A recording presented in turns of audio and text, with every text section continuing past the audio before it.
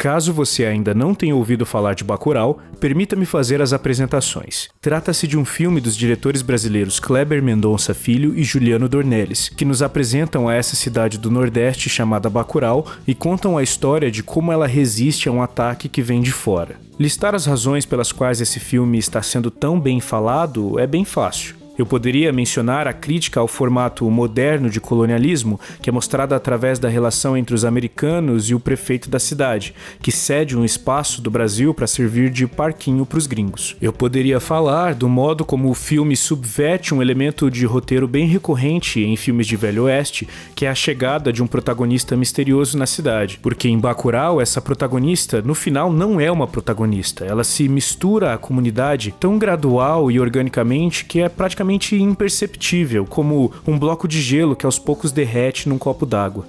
Ou talvez eu pudesse falar sobre como o filme brinca com os nossos próprios preconceitos. Quando um objeto aparece no céu da cidade, imediatamente nós pensamos que se trata de um tipo de disco voador. Mais tarde, um dos habitantes de Bacurau, que é a pura imagem da pessoa ignorante na nossa cabeça preconceituosa, afirma com toda certeza: é um drone. E nós que estamos assistindo percebemos que nós somos os verdadeiros ignorantes, porque mesmo observando a história de uma posição privilegiada, partimos para a explicação mais mirabolante possível, enquanto aquele senhor ofereceu uma explicação perfeitamente racional. E o que dizer do Lunga, a figura do fora da lei mal encarado que transborda força, coragem, determinação, características que na ficção geralmente são atribuídas aos homens, mas ao mesmo tempo é um cara que usa maquiagem, pinta as unhas, usa peruca, o que nos mostra que esse estereótipo do machão que fuma charuto não é a única forma de se escrever um anti-herói masculino. E os paulistas, que chegam no Nordeste achando que estão em um zoológico,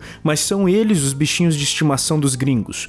Uma perfeita representação do bairrismo que acontece aqui no Brasil, em que se veem como mais civilizadas aquelas regiões que se distanciam das raízes da nossa cultura e imitam o modo de vida norte-americano e europeu. E os elementos sutis que aparecem subliminarmente para construir o cenário de um Brasil distópico. E olha que eu ainda nem falei do simbolismo de as armas para combater a invasão terem saído do museu da cidade, para nos lembrar de que toda resistência é profundamente dependente do conhecimento histórico de um povo sobre si mesmo. Certo, esses são os motivos para gostar do filme, mas o que é que me fez odiar Bacurau tanto assim?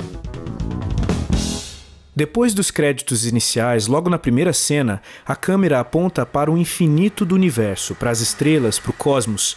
Lentamente ela vai dando meia volta até encontrar a Terra, mais especificamente o Brasil, e começa a se aproximar de nós, centralizando a região do Nordeste. Enquanto isso, ouvimos a voz da Gal Costa cantando as palavras do Caetano Veloso na canção Não Identificado.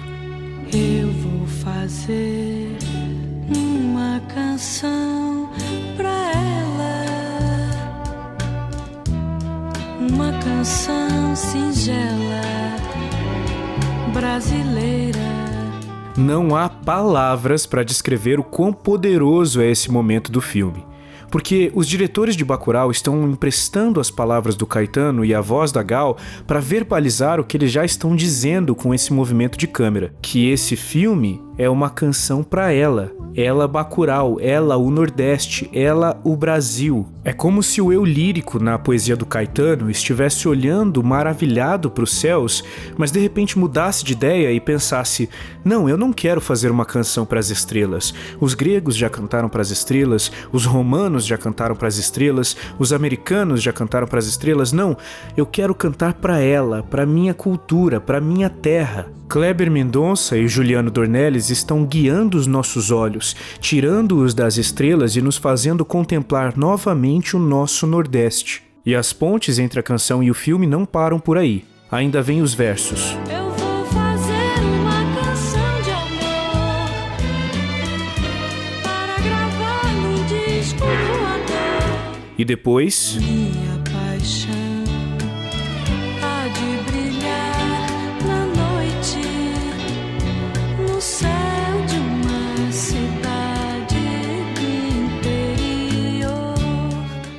Aqui, as intenções do compositor dessa canção são parecidas com as da NASA no projeto Voyager Golden Records. Se você nunca ouviu falar disso, aí vai uma explicação bem rápida. Em 1977, a NASA fez um disco dourado com diversas informações culturais e geográficas sobre a Terra e mandou isso para o espaço na nave Voyager 1.